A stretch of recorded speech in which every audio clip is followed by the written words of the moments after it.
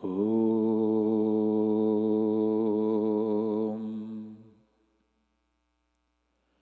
Guru Brahma Guru Vishnu Guru Devo Maheshwara Guru Sakshat Param Brahma Tasmai Shri Gurave Namaha Ajnana Timranthasya Jnana Janashalakaya Chakshurun Militam Yena Tasmai Shri Gurave Namaha Om Amriteshwariyai Namaha Om Amriteshwariyai Namaha Om Amriteshwariyai Namaha.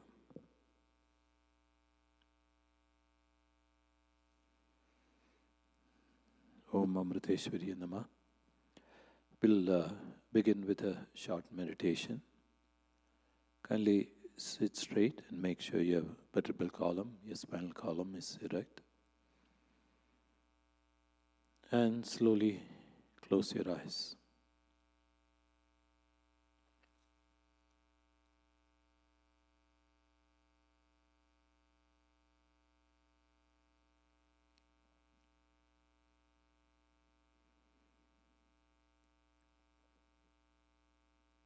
Gather your mind by watching your breath.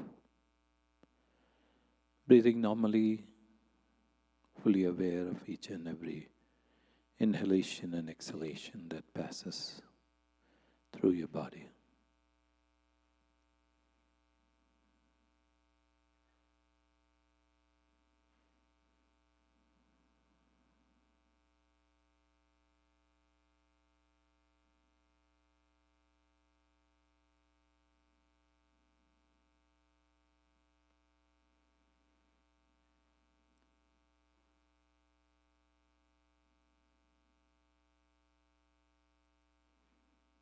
As you observe your breath,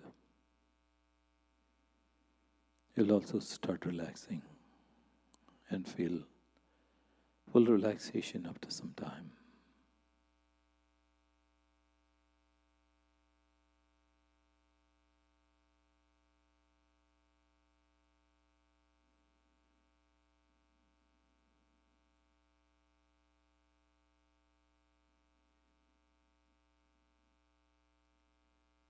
Now we'll chant Om 3 times. As we chant Om, imagine the sound of Om arising from deep within your navel area. And visualize the sound traveling upwards along your spine, cleansing your body, your mind, the atmosphere around you. Now take a deep breath.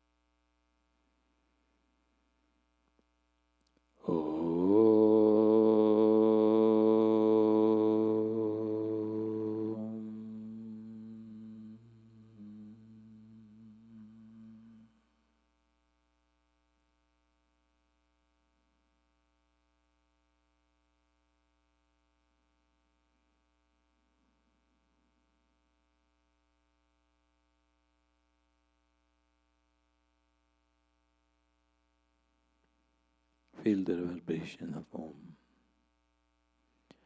in each and every part of the body, and also within and outside of you.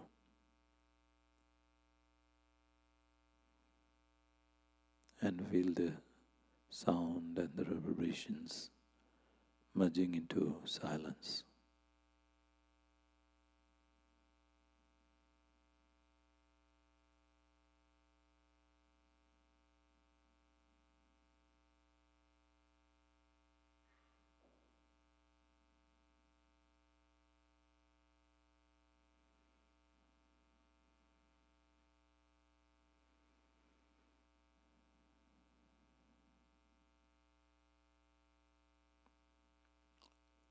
And now, as you breathe in, chant the mantra Ma silently along with your in-breath, and Om when you breathe out.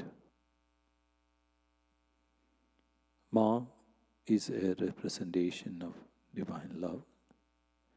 You need not visualize love when you chant Ma, and similarly Om is a representation of divine light. You need not visualize light either. Feel your heart being filled with that divine love and light as you chant Ma and Om. And continue for some time.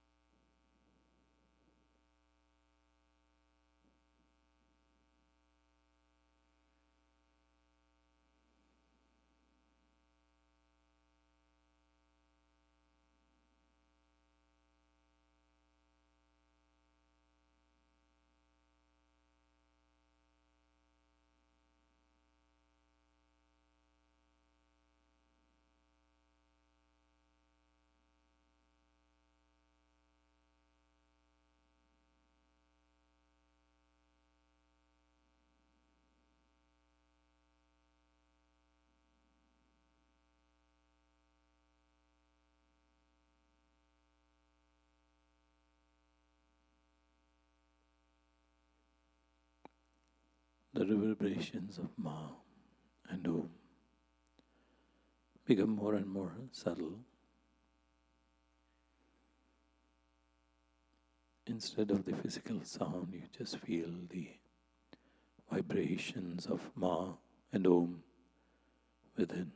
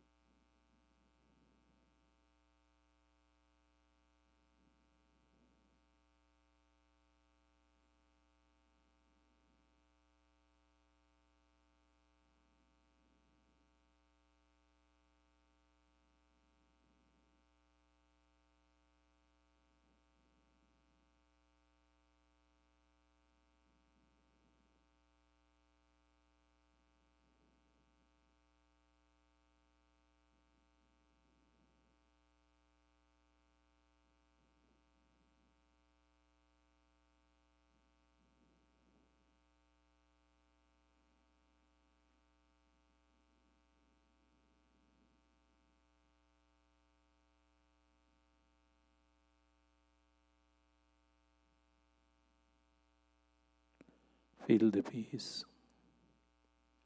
the love, the light, and the bliss filling your heart.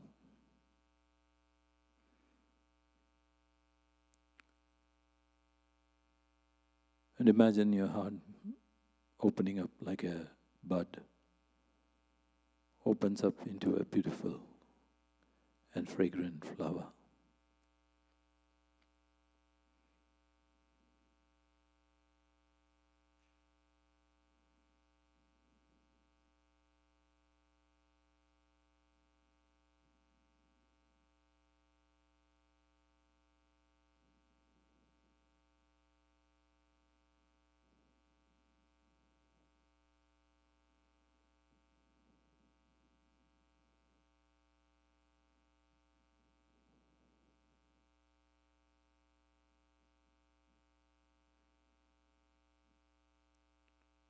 Imagine a ray of light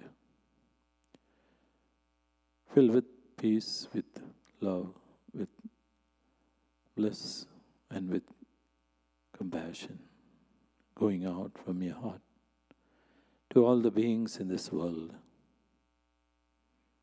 And as they fall on all the beings like the light of the sun, imagine they also become more loving, more peaceful, more blissful, and more compassionate. And while imagining so, we'll chant the Loka Samasta prayer 9 times. Om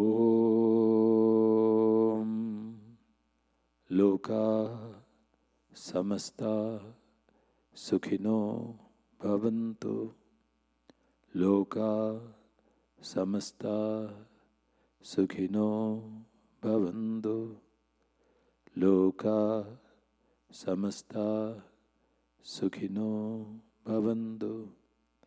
Loka Samasta Sukhino Bhavantu. Loka Samasta Sukhino Bhavantu. Loka Samasta Sukhino Bhavantu. Loka Samasta Sukhino Bhavantu. Loka Samasta Sukhino Bhavantu. Loka Samasta Sukhino Bhavantu. Om Shanti Shanti Shanti. Om Shri Gurubhyo Namaha. Harihi Om.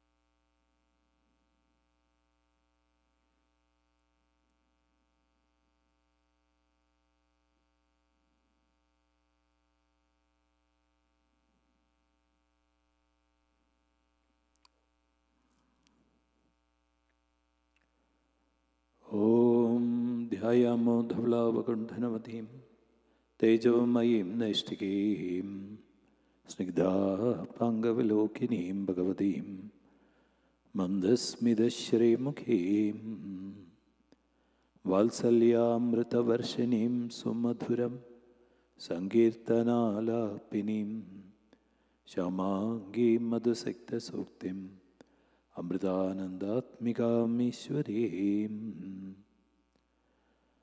ॐ सदाशिवसमारम्भां शङ्कराचार्यमध्यमाम् अस्मदाचार्यपर्यन्तां वन्दे गुरुपरम्परां श्रुति स्मृतिपुराणानाम् आलयं करुणालयं नमामि भगवत्पादं शङ्करं लोकशङ्करं शङ्करं शङ्कराचार्यं केशवं बादरायणं सूत्रभाष्यकृतौ वन्दे भगवन्तौ पुनः पुनः ईश्वरौ गुरुरात्मेति मूर्तिभेदविभागिने व्योमवद्व्याप्तदेहाय दक्षिणामूर्तये नमः। ॐ अमृतेश्वर्यै नमः। ॐ अमृतेश्वर्यै नमः। ॐ अमृतेश्वर्यै नमः।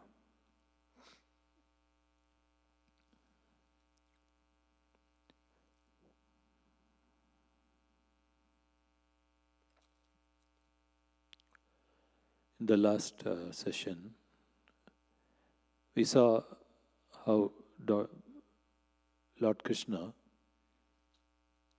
danced on Kaliya, and all the gopis and gopas were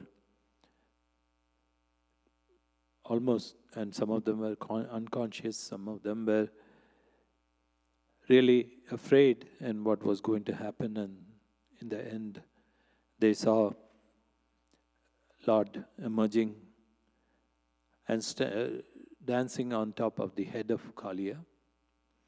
And we also saw the story why Kaliya came to Yamuna, because he was afraid of Garuda, and Garuda could not come to Yamuna because of the curse of the Rishi. So that was the only place, and then finally Lord Krishna sent him back, saying that now that I have danced on your head, my mark, footprint will be there, and Garuda will not in any way bother you. So, coming back safely from the Kalindi pool or the river, so all the gopis, gopas, and including Nanda and Mother Yashoda, everybody was happy. And so the gopas who were paralyzed watching Lord Krishna in the clutches of Kaliya now got up, and Balarama, who knew Lord Krishna's prowess, embraced him laughing, because he knew what was going to happen. And not only that, they say the calves, the bulls, and the cows were also happy. And because from that day onwards, there was no poison in the river. And not only that, the flowers bloomed, and trees started giving fruits. So it was just a joyous time for everybody. And when they came back to the house, the gurus of Nanda came to see Nanda, and they were expressing joy, and they were asking for gifts, and Nanda gave them gifts and sent them back. So that was the end of that. And the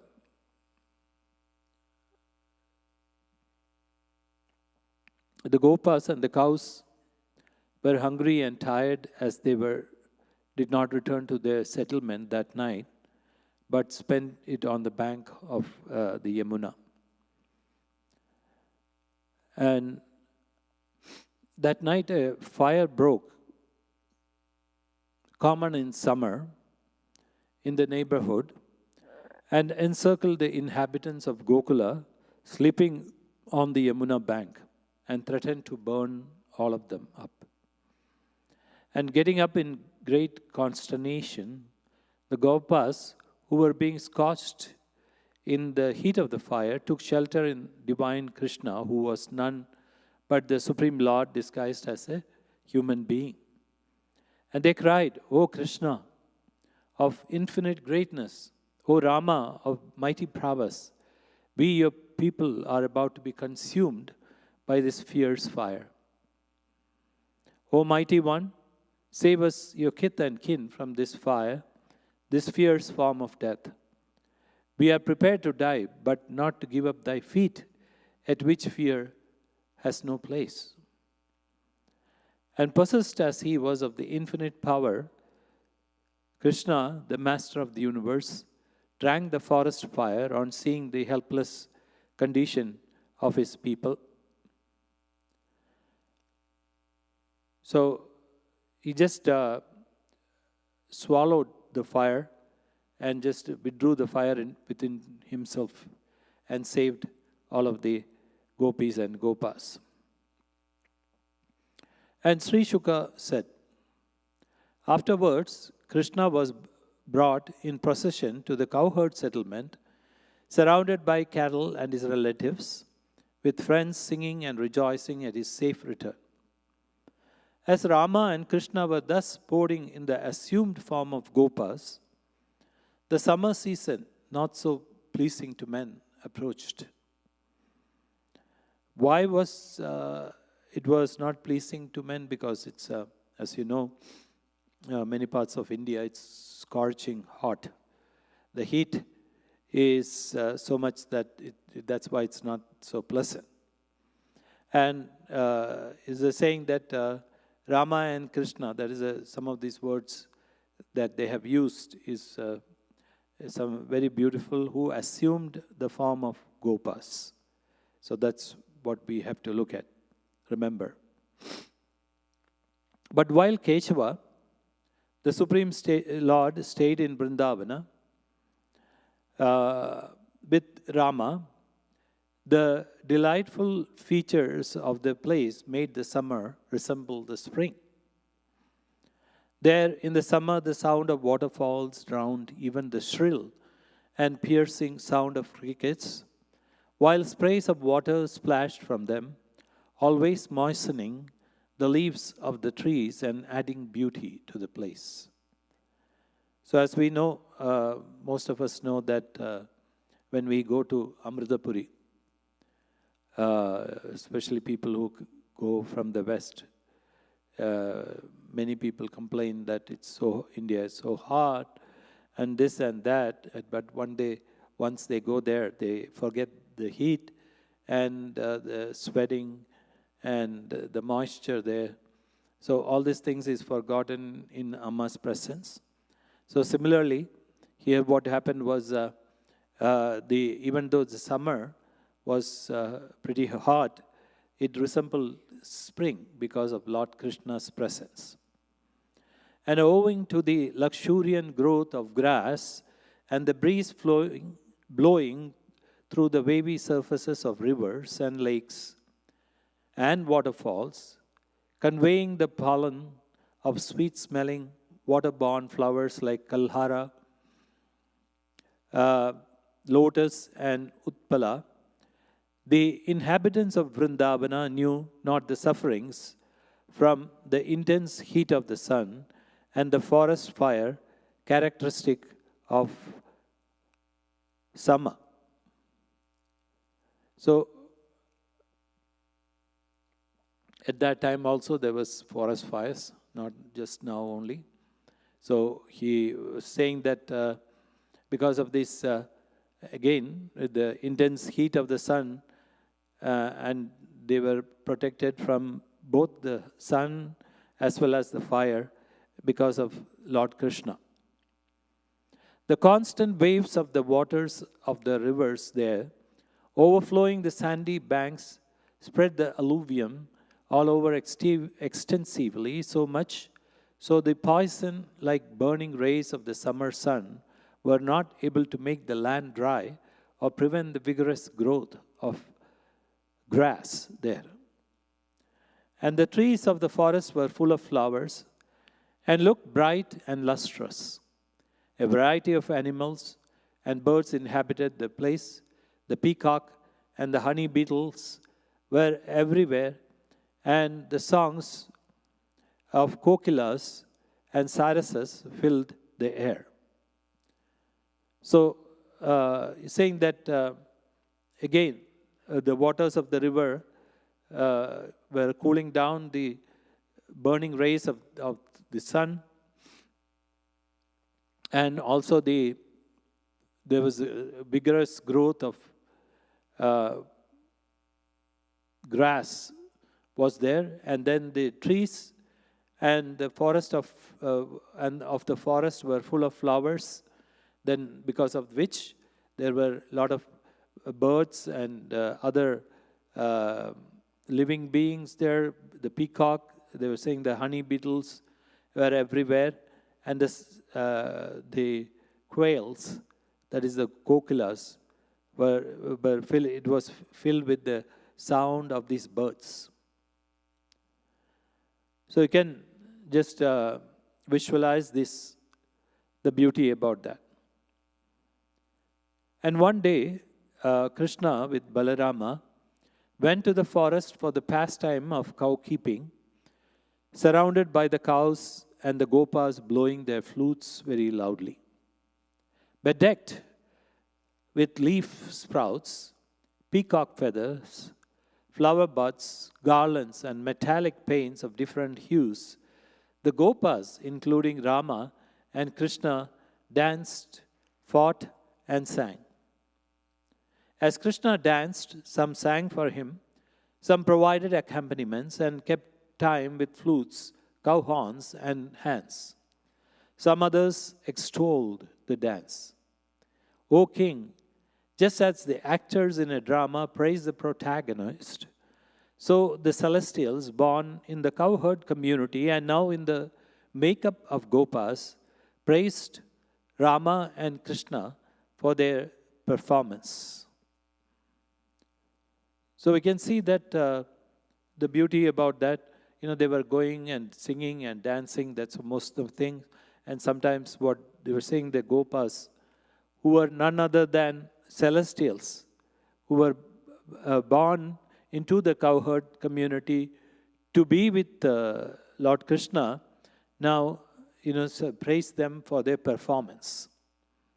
And sometimes with their uncut locks hanging down, they played at contests like whirling, leaping, hurling, pulling, clapping arms, etc. Sometimes while others danced, Rama and Krishna would provide the instrumental accompaniments and music and also shout appreciative and encouraging remarks.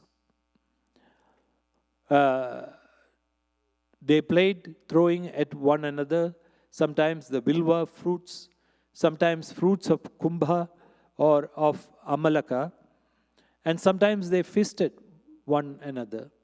Sometimes they played at blind man's buff, sometimes at mimicking the cries of birds and beasts.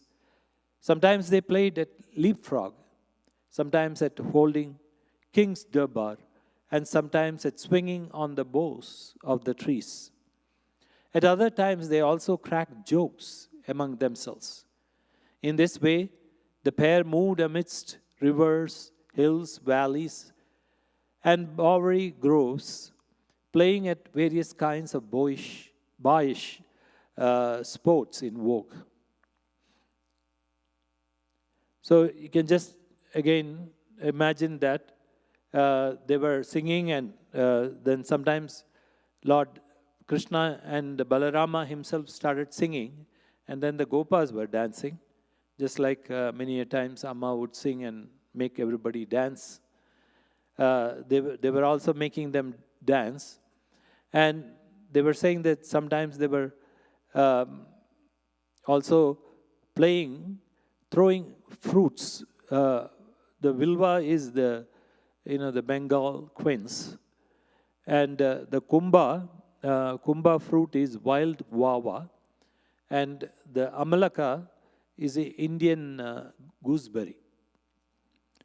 And so they were throwing fruits at each other and then playing like that, the boyish pranks. And while Rama and Krishna were thus tending cattle in the forest, an asura named Pralamba, disguised as a Gopa, came there with a view to abduct them. Krishna, from whose observation nothing could escape, noticed the asura in the group of cowherd boys. Thinking of a strategy to kill him, he approached the asura and cultivated his friendship. Krishna, who knew many games, now called all the cowherd boys and asked them to prepare themselves for a game, dividing themselves into two opposing teams, equal in age and strength. And they made Rama and Krishna the two team leaders, and the rest joined the side of the one or the other. And they arranged for various games in which a defeated person would have to carry on his shoulders his victorious counterpart.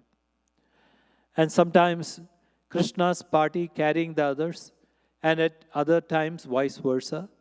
They progressed, tending the cattle side by side, until they came to the foot of the banyan tree known as Bhandarika. So, Bhandarika is a tree, and so it's a banyan tree. And so they came to the foot of that, and so they were playing, and Lord Krishna and Balarama was the team leaders. So those who lost should carry the other team. That was the bet.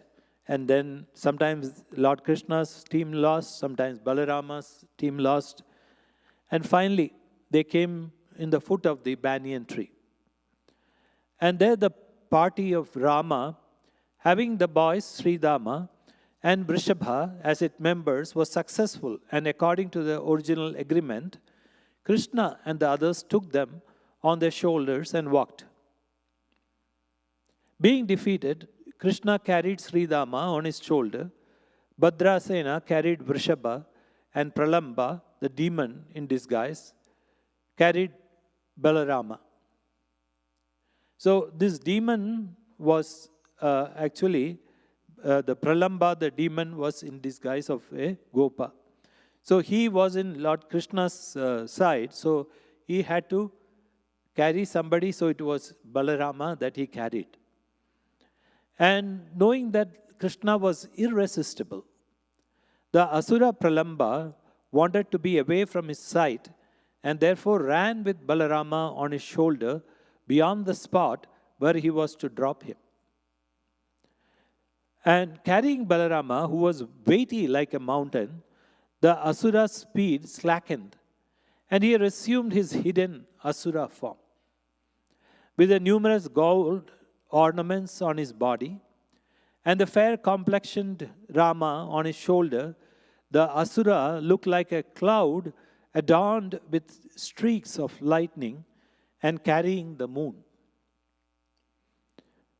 Balarama also felt a little nervous when he found the Asura traveling fast in the air, his eyes burning, his fierce fangs projecting from the brows, his hair flaming, and his body decorated with ornaments like bracelets, earrings, and a diadem.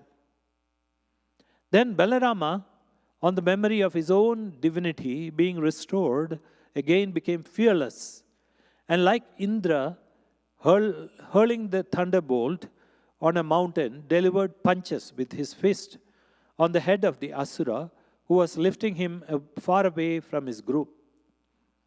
So as you can visualize, so he was carrying Balarama, and after some time he assumed because Balarama was so heavy that he could not carry him, then he had to assume the Asura form, and then he became really ferocious, and now Balarama understood that this is the demon, and so what happened was he, while sitting on the demon, had to think about his own divinity. He had to recall his divinity. And so he started hurling punches of his fist on the head of the Asura who was lifting him far away from this group. So this is also a cue for us. Many of us are carried away by asuras. Asuras meaning the negative tendencies. And we tend to believe that we are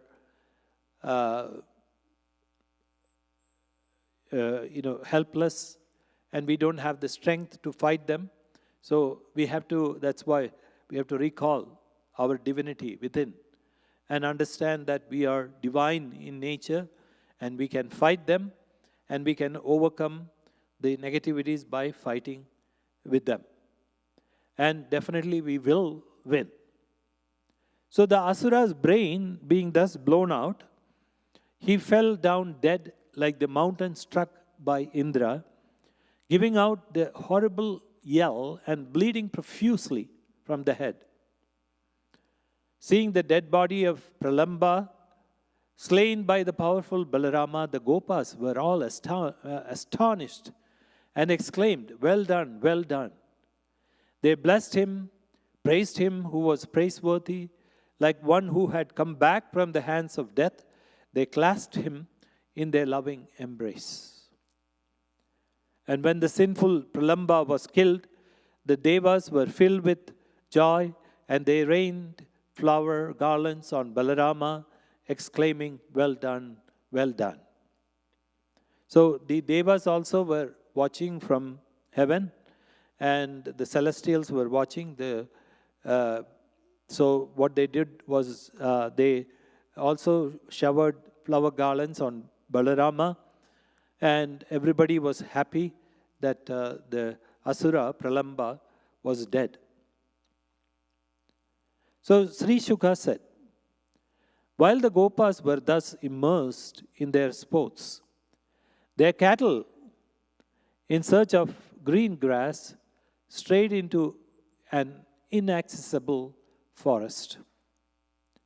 Goats, cows, and she-buffaloes, moving from one jungle to another, finally reached the Ishit Kadavi, a forest of tall munja grass, and there, subjected to the heat of the forest fires, stood lowing with extreme thirst.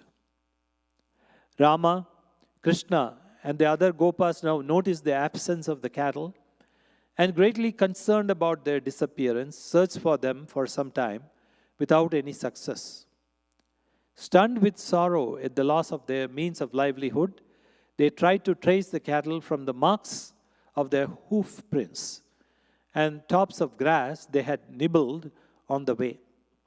Finally, tired and thirsty, they discovered the cattle had strayed into the forest of munja grass and were standing there helplessly.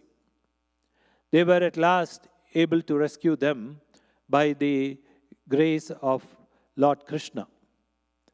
So the cattle had, while these Gopas and Lord Krishna were playing, they had strayed into the inaccessible part of the forest. That's what they were saying. And while they were there, they were grazing upon this grass, which is called munja. And this grass is called, it is a type of wild grass, and it is native to India and the neighboring regions. But it is very long, and it is sturdy, but with flexible fibers. and they use it for making crafts out of it. So finally they find the cattle by tracing their hoofs, and also by, whenever they could not, by looking at the leaves they have chewed upon. And once again, called by Krishna in his loud voice, sonorous and majestic like thunder, the cows were overjoyed and they responded with their lowing. At that time, there broke out a terrific forest fire, the most destructive enemy of forest dwellers. It was advancing fast with the help of its charioteer driver, the wind, and licking up on its way all things living and non-living with its huge flamy tongues. The cows and the gopas were terrified beyond description at the sight of the advancing fire.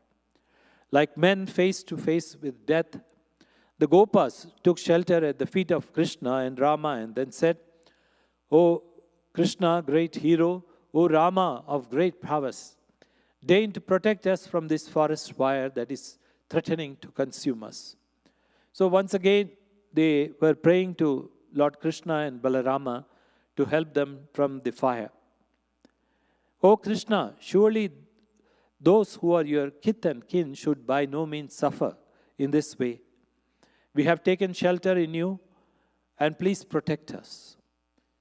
And hearing this pathetic appeal of his friends, the all-powerful Lord said, "Do not be afraid. All of you close your eyes." They did accordingly, and Krishna, the master yogi, consumed that fierce fire with his mouth and thereby freed them from the most dangerous situation. So you must have seen fire eaters, right? Some of the videos of fire eaters. So it's not like that. So, but you can visualize, but also almost similar to that. And in this, Lord Krishna just pulled the fire into his mouth while he asked them to close their eyes. And when they opened their eyes, they were astonished to find themselves and their cattle again under the bhandarika tree as before, freed from all danger. So it was just a play of Lord Krishna. Also, again, one of the Maya that he did, he just swallowed the fire, and attributing their escape from the forest fire to the extraordinary power of Krishna arising from his Yoga Maya, the Gopas began to look upon him as the deathless superhuman being. And before dusk, Krishna drove back all the cattle home and returned, sounding his flute while his friends extolled him. Great was the joy of the Gopas and their women folk, the gopis, for whom even a moment without him looked like an age. So they went back home, and of course, all the the boys went and explained to their mothers, the parents, what happened in the forest. And the Gopas and especially the gopis, they were saying the gopis were, even without a moment, without Lord Krishna, seemed to be like an age, of 100 years. So for the gopis. And now we come into the description of the seasons in Vrindavan. There are how the different seasons behave. Well, so it's not as interesting as killing the demons, but it's just a beautiful explanation of how the Vrindavan was at that time.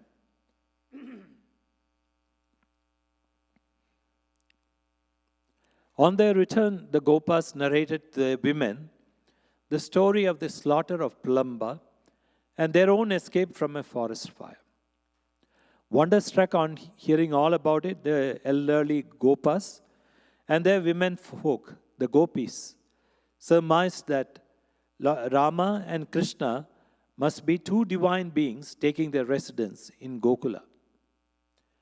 And now came the rainy season, the life giver and the sustainer of all beings, characterized by bright circles round the sun and the moon, and an angry sky with gathering clouds and reverberations of thunder. So, most of you who have been in Kerala during June, July would understand this, how the rainy season would look like. And blue clouds producing streaks of lightning and peals of thunder covered the sky, rendering the brilliance of the sun and the moon hazy, just like Brahman covered by the gunas of Prakriti. Here, Brahman means the supreme consciousness. They're saying how the gunas, the qualities of nature, Prakriti is nature, how the qualities, the tamas, rajas and sattva qualities covered the supreme consciousness. Similarly, the rain clouds covered sun and moon. And whatever water the wealth of the earth, the sun had collected through his rays during the past 8 months, now began to be released in proper time, just as a king, after collecting taxes, releases funds for public welfare. So it was in those days. So it's not now. So it's saying that how the king would collect taxes and then give it to the people who are suffering and for the public welfare. And he's saying that similarly, the sun, because the sun has been evaporating water and the water has been collecting as clouds, now came back to earth as a present from the sun. And massive clouds lit by lightning were ushered in by powerful winds, and like generous persons, they released their wealth of water, which went to delight and sustain the life of people in this world. And just as the body of a person performing austerities for the attainment of certain desires get reduced at the time, but becomes fat and plumpy once again on the fulfillment of his object, so the land, shrunk by the summer heat, once again became augmented by the luxuriant growth of vegetation when the soil was drenched by rainfall. So I don't have to explain all these things.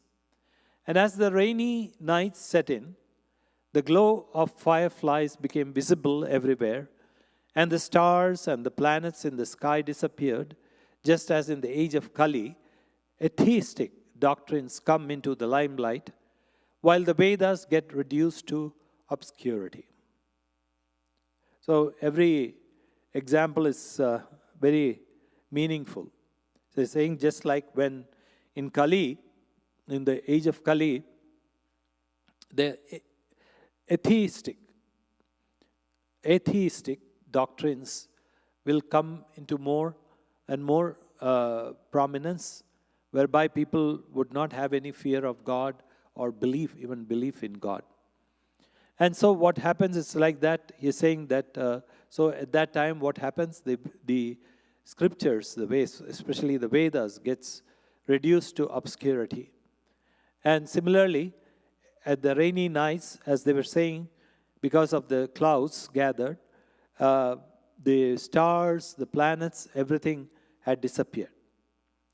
And the frogs, till now silent, began their croaking on hearing the sound of thunder, just as Vedic students engaged in the silent performance of ritual break into loud chants when the Acharya's voice gives the signal.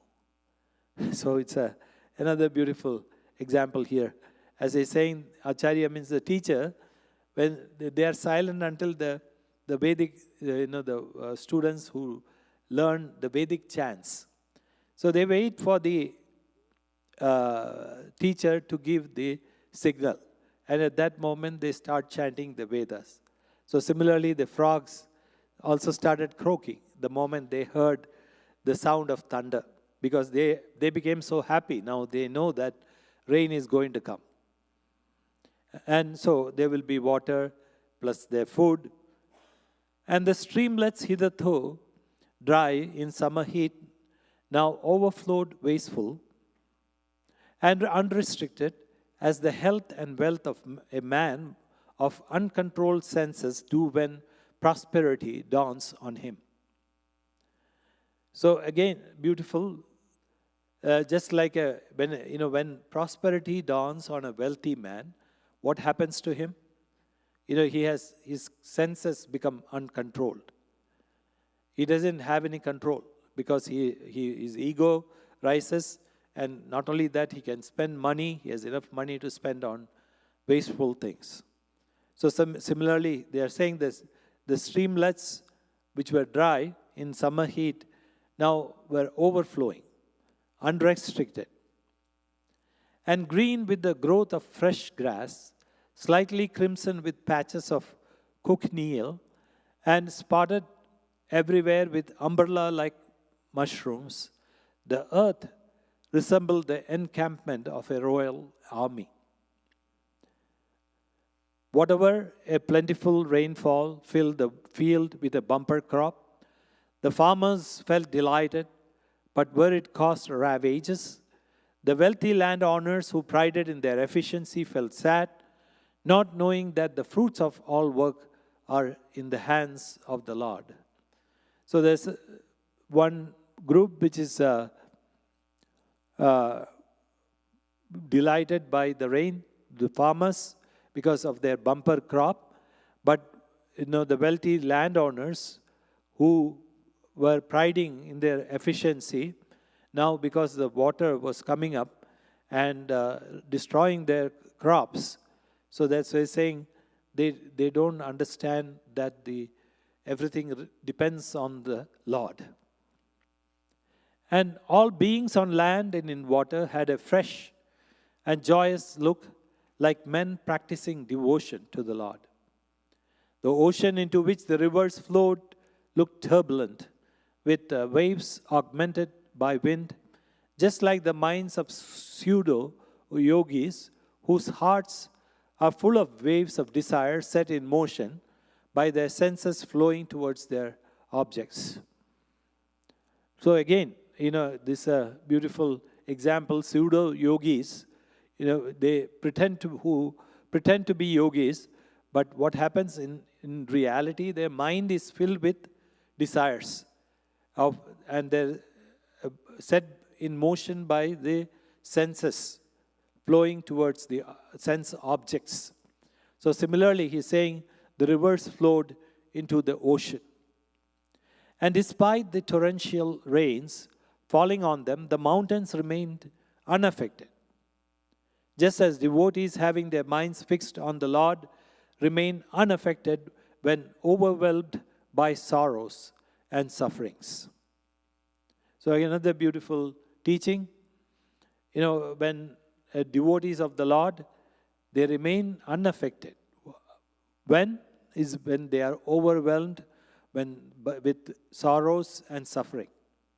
And whenever sorrows and sufferings afflict them, they don't care, because they know Lord is there and the Lord is protecting them. So similarly, they are saying that the mountains remained unaffected by the rain. And what were once broad pathways, now neglected and covered with thick growths of grass, were impossible to distinguish or identify, just like Vedas neglected by its custodians and obscured by the passage of time. So again, you're saying like when Vedas are not chanted properly and the time passes, the effect and the knowledge of the Vedas just go down by the passage of time.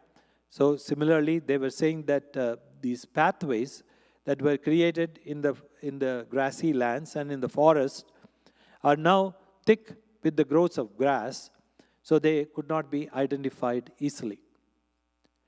And the fickle lightning now flashed, and next deserted the clouds, the great benefactors of the world, like unfaithful women who are unsteady in their love of even good men. Just as the Purusha, without gunas, attributes, manifests in the phenomenal universe, which is the disturbed state of the gunas of Prakriti, so did rainbow without the guna, that is bow string, appear in the thundering sky, the element having sound as its guna or characteristic. So, here, what is saying that just as the Purusha means the supreme being, the supreme consciousness, without the gunas, which is the qualities, and it manifests in the phenomenal universe in a disturbed state of nature. So they're saying, so did the rainbow. In those, if you have seen those photographs, you would understand. When they say that the appear in the without the bow string. There's in the end, as you see, you will see a round rainbow, which is semicircle, and then at the end you will see the tips touching the earth or somewhere. But during rainy season, what happens? Because of the clouds, you wouldn't see that. That's why they are saying the bow string did not appear. Though it was not there. And hidden by the very clouds, which are revealed only by its light from behind, the moon remained invisible, just like the Atman, hidden by the eye sense, which is manifested only by that Atman's light. So again, the moon was hidden behind the clouds, is saying a beautiful example, like the supreme consciousness is hidden by the ego, the eye sense. And the advent of rainy season was received with joyous greetings by peacocks when they had the sight of advancing clouds, just as householders desperate from the woes of worldly life welcome the arrival of Lord's devotees. So it is said that, whenever the peacocks see the clouds, they are really happy because now they know that the rain is coming. So they spread their feathers, especially the male ones. They spread their feathers and they're supposed to dance. And they're saying like worldly people who are suffering, when they see the devotees of Lord, it's just like that. And the trees dried and the shrunken by the summer heat now drank their fill and became extended with branches laden with flowers and fruits. Just as ascetics, reduced and weakened by austerities, become fat and joyous on the enjoyment of the fruits of their austerities. So again, the fruits were growing and flowers started coming up on the trees, and they were saying it's like the ascetics who were weakened, who have not eaten for a long time, and once they reach their goal, they start eating, and then what happens is they regain their weight. And in spite of the disturbed condition of the lakes, several water birds continued to stay in them in order to catch fish with which they abounded during the rainy season, just as worldly-minded people continue to stay in their homes owing to their greed for sensuous enjoyments, despite the sufferings they have to stand there. And owing to the torrential rain sent by Indra, the bunds of tanks and other reservoirs gave way, just as the Vedic rules of life give way before the sophistries of atheistic philosophers in the age of Kali. So it is said that Lord Indra is the Devata, or the power behind rain. So he is the one who gives rain. So he's saying that that's why they say the torrential rain which was sent by Indra, and the tanks and the reservoirs started breaking because of so much water was there. And he was saying, like, the Vedic rules of life are broken by the atheistic philosophies in age of Kali. And induced by the winds, the clouds release their waters for the use of living beings, just as kings, under the advice of wise men, utilize their resources at the proper time for the good of people. So in the season when the forests bore the appearance of abundance and were full of trees like date palms and rose apples loaded with fruits, Krishna, along with Rama and the cowherds and the cows, went there for his sportive pastime. Many cows that were walking very slowly, owing to the heaviness of their udders, proceeded fast, with milk flowing out of love when the Lord called them by name. So each cow was given a particular name by the Lord. And each of them was called by Lord Krishna, and they went running to Lord Krishna as Lord Krishna called them by their name. And Krishna and Rama found all the denizens of the forest happy. They saw clusters of trees shedding flower nectar, streamlets flowing from the hills making their characteristic sound, and rows of caves nearby. When it rained, the Lord took shelter under trees or in caves, munching roots, fruits, and tubers. So Lord Krishna was also eating tubers. So you know that Amma also likes tubers. She very much likes tapioca and all the other things.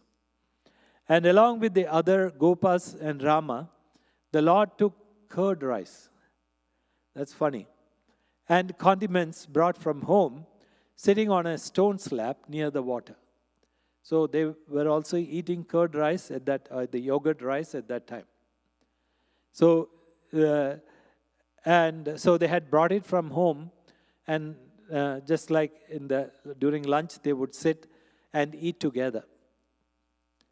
Watching the bulls and calves chewing the cud as they lay comfortably on the grassy grounds, and the cows moving about with difficulty because of the heaviness of their udders, Krishna did obeisance to the universally gladdening splendor of the rainy season, which was enhanced by his presence there. So, the beauty, as I was saying, when Lord Krishna looked at it, and he saw the beauty of the rainy season, and he was mentally prostrating to the universe, saying, how much abundance is created by the different seasons, and or the change that happens during the seasons. So he was just prostrating to Mother Nature, or Prakriti, or you can say Divine Mother, who created this. So that's the beauty. And I would like to conclude with a story. Lord Krishna has a peacock feather on his cap. He always has as you might have seen, he has a peacock feather. And there are many stories associated with it. And one of them is that during when Lord Rama and Sita were exiled, Lord Rama was exiled, and Sita Devi had accompanied him, and they were wandering through the dense jungle. They became lost and thirsty. And Devi Sita felt parched, and so she asked Rama if they could find some water. And Lord Rama prayed to the nature to help. And suddenly, a beautiful peacock appeared before him. And the peacock spoke, I know where is water, but it's a bit tricky to find because of the thick jungle. So follow me and I will guide you. And so Rama and Sita, grateful for the peacock's offer, followed closely behind it, and the peacock led them through winding paths of forest. However, as the journey went into deeper and deeper jungle, the peacock began to pluck its feathers from its tail and drop them along the way so as to mark the path. Because otherwise it was difficult for Lord Rama and Sita to find the peacock. So despite knowing that forcefully removing its feathers might lead to its death, the peacock continued to drop its feathers and guide the couple. Of course, the peacock knew who Lord Rama was. And finally, they reached a clear, sparkling spring where they quenched their thirst and rested. But to their utter surprise, they found the peacock lying on the ground, its feathers scattered around it. And the noble bird had given all it had to help them, and now lay lifeless before them. And touched by the peacock's selfless sacrifice, Lord Rama vowed, "I will never forget your kindness and bravery.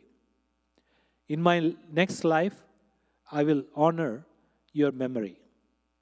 So true to his word in his next incarnation as Lord Krishna, Lord Rama wore a majestic peacock. That's why Lord Krishna wore a majestic peacock feather in his hair as a symbol of gratitude and remembrance for the peacock's sacrifice. So there's also other stories surrounding the connection between peacock feathers and Lord Krishna.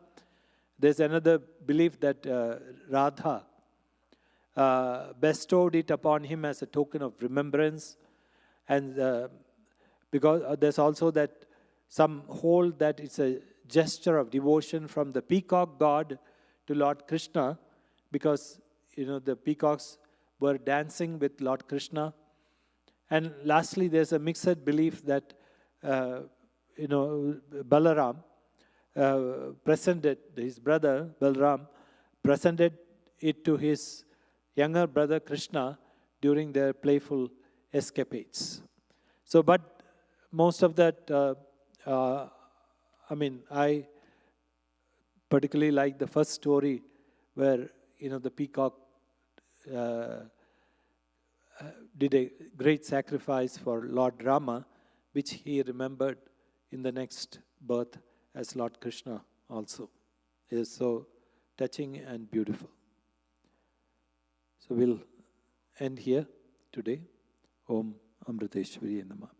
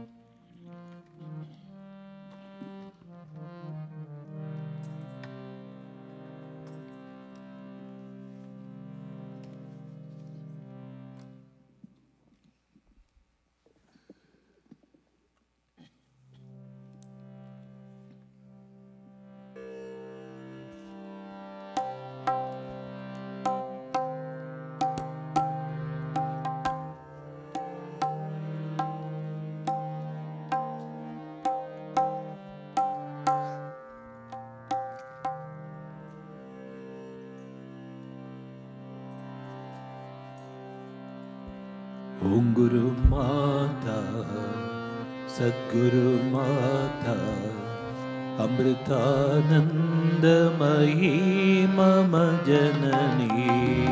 Om Guru Mata, Sadguru Mata, Amritanandamayi Mama Janani. Om Guru Mata, Sadguru Mata, Amritanandamayi Mama Janani. Om Guru Mata, Sadguru Mata, Amritanandamayi Mama Janani. Jaya Guru Mata, Sri Guru Mata, Amritanandamayi Mama Janani. Jaya Guru Mata, Shri Guru Mata, Amritanandamayi Mama Janani. Jaya Guru Mata, Sri Guru Mata, Amritanandamayi Mama Janani. Jaya Guru Mata, Shri Guru Mata, Amritanandamayi Mama Janani. Jagat Guru Mata, Param Guru Mata, Amritanandamayi Mama Janani. Jaya Guru Mata, Param Guru Mata, Amritanandamayi Mama Janani. Amritanandamayi Mama Janani. Amritanandamayi Mama Janani.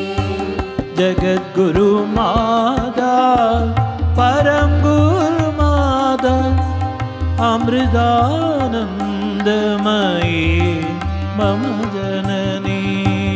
Jaya Guru Mata, Param Guru Mata, Amritanandamayi Mama Janani. Mama Guru Mata, Divya Guru Mata, Amritanandamayi Mama Janani. Mama Guru Mata, Divya Guru Mata, Amritanandamayi Mama Janani. Mama Guru Mata, Divya Guru Mata, Amritanandamayi Mama Janani. Mama Guru Mata, Divya Guru Mata, Amritanandamayi Mama Janani. Amritanandamayi Mama Janani. Amritanandamayi Mama Janani. Amritanandamayi Mama Janani. Amritanandamayi Mama Janani. Om Guru Mata, Sadguru Mata, Amritanandamayi Mama Janani. Om Guru Mata, Sadguru Mata, Amritanandamayi Mama Janani. Om Guru Mata, Sadguru Mata, Amritanandamayi Mama Janani. Om Guru Mata, Sadguru Mata, Amritanandamayi Mama Janani. Jaya Guru Mata, Sri Guru Mata, Amritanandamayi Mama Janani. Jaya Guru Mata, Shri Guru Mata, Amritanandamayi Mama Janani. Jaya Guru Mata,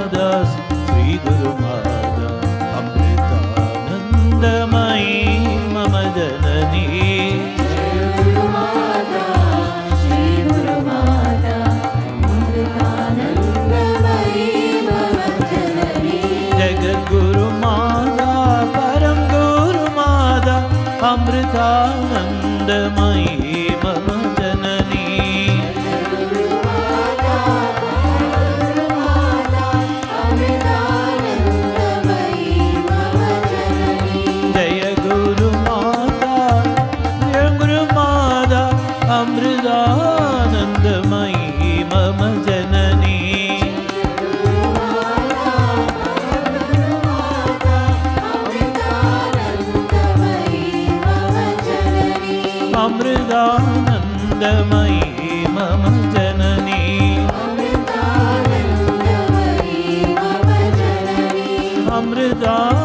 अमृतानन्दमयी मम जननी मम गुरुमाता दिव्य गुरुमाता अमृतानन्दमयी मम जननी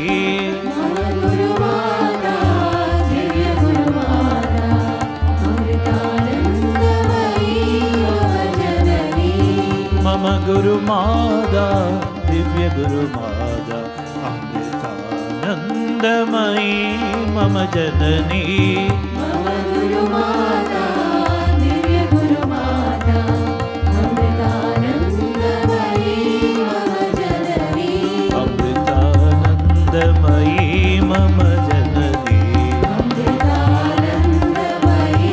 मम जननी अमृतानन्दमयी मम जननी अमृतानन्दमयी मम जननी ॐ गुरुमाता सद्गुरुमाता अमृतानन्दमयी मम जननी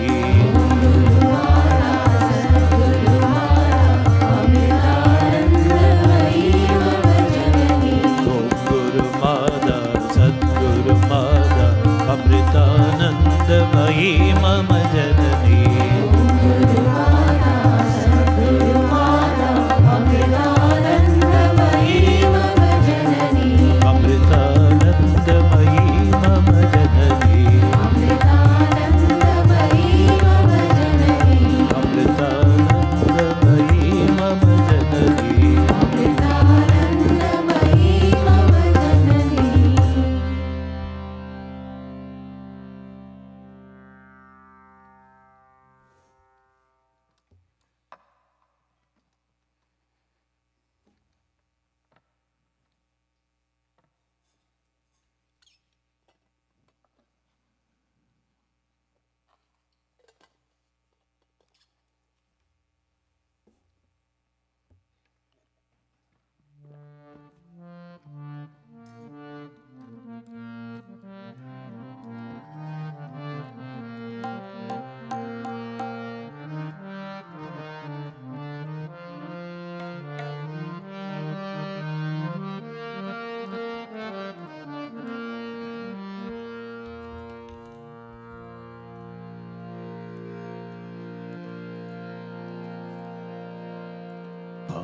पाशाङ्कुशधर पाप विनाशन पाहि दयामय गणनाथा पाशाङ्कुशधर पाप विनाशन पाहि दयामय गणनाथा पाशाङ्कुशधर पाप विनाशन पाहि दयामय गणनाथा पाशाङ्कुशधर पाप विनाशन पाहि दयामय गणनाथा श्रीकर जय प्रणवाम्बुज निलया श्री शिवतनया सुरसेव्या श्रीकर जय प्रणवाम्बुज निलया श्री शिवतनया सुरसेव्या श्रीकर जय प्रणवाम्बुज निलया श्री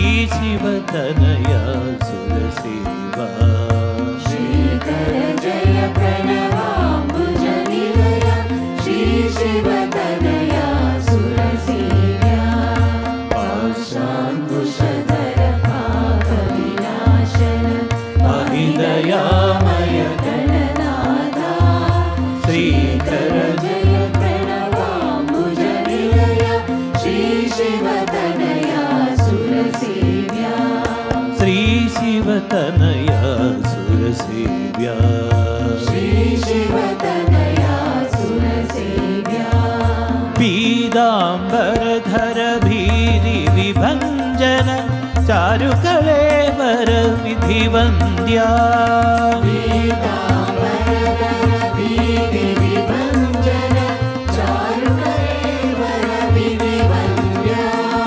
पीताम्बरधर भीरि विभञ्जन चारुकलेवर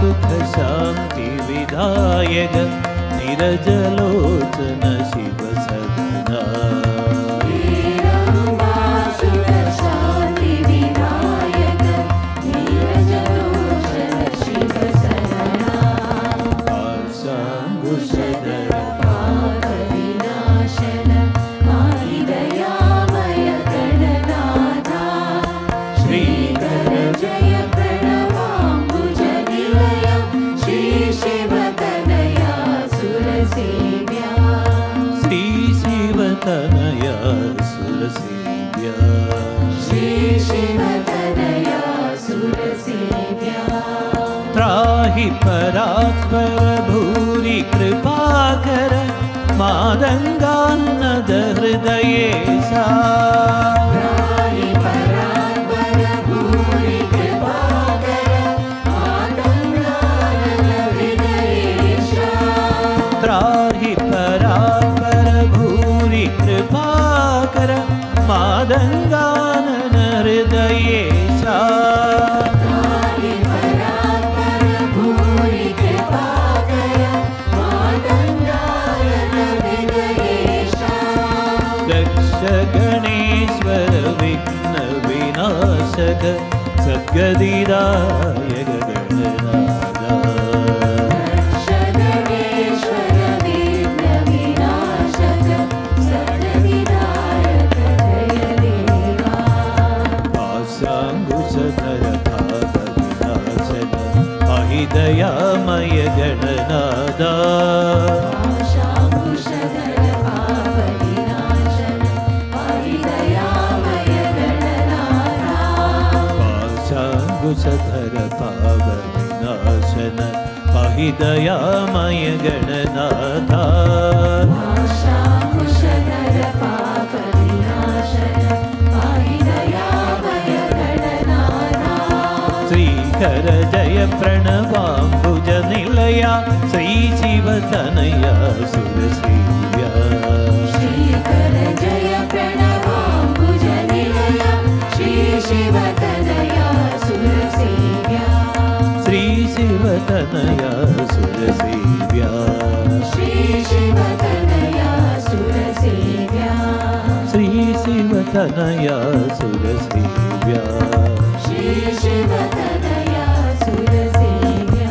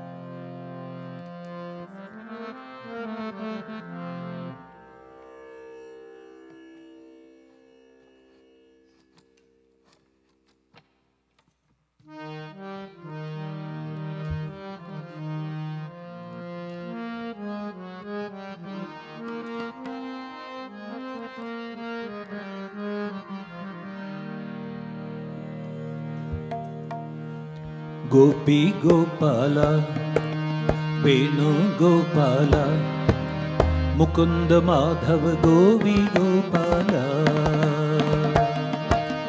गोपी गोपाला वेणु गोपाला मुकुंद माधव गोपी गोपाला गोपी गोपाला वेणु गोपाला मुकुंद माधव गोपी Gopala Gopi Gopala, Venu Gopala, Mukunda Madhava Gopi Gopala. Krishna Hare Jai Krishna Hare, Krishna Hare Jai Krishna Hare, Krishna Hare Jai Krishna Hare, Krishna Hare Jai Krishna Hare. Krishna Hare Jaya Krishna Hare, Krishna Hare Jaya Krishna Hare, Krishna Hare Jaya Krishna Hare, Krishna Hare Jaya Krishna Hare. Jai Krishna Hare Jai Krishna Hare, Krishna Hare Jai Krishna Hare, Krishna Hare Jai Krishna Hare, Krishna Hare Jai Krishna Hare. Krishna Hare Jaya Krishna Hare, Krishna Hare Jaya Krishna Hare, Krishna Hare Jaya Krishna Hare, Krishna Hare Jaya Krishna Hare. Jai Hari Bol, Jai Ram Bol, Jai Hari Bol, Jai Ram Bol. Jai Hari Bol, Jai Ram Bol. Jai Hari Bol, Jai Ram Bol. Hari Hari Bol, Govind Bol. Hari Hari Bol, Govind Bol. Hari Hari Bol, Govind Bol. Hari Hari Bol, Govind Bol. Hari और शंकर सब है तेरा नाम, हरि और शंकर सब है तेरा नाम। हरि और शंकर सब है तेरा नाम। हरि और शंकर सब है तेरा नाम। गोपी गोपाला, वेणु गोपाला, मुकुंद माधव गोपी गोपाला। गोपी गोपाला, वेणु गोपाला, मुकुंद माधव गोपी गोपाला। कृष्ण हरे हरे कृष्ण हरे, कृष्ण हरे जय कृष्ण हरे, कृष्ण हरे जय कृष्ण हरे, कृष्ण हरे जय कृष्ण हरे हरे। कृष्ण हरे जय कृष्ण हरे, कृष्ण हरे जय कृष्ण हरे, कृष्ण हरे जय कृष्ण हरे, कृष्ण हरे जय कृष्ण हरे। सब सुख ले लो, सब दुख ले लो, सब सुख ले लो, सब दुख ले लो। जय हरि बोल, जय राम बोल, जय हरि बोल, जय राम बोल। हरि हरि बोल, गोविंद बोल, हरि हरि बोल, गोविंद बोल। हरि और शंकर सब है तेरा नाम। हरि और शंकर सब है तेरा नाम।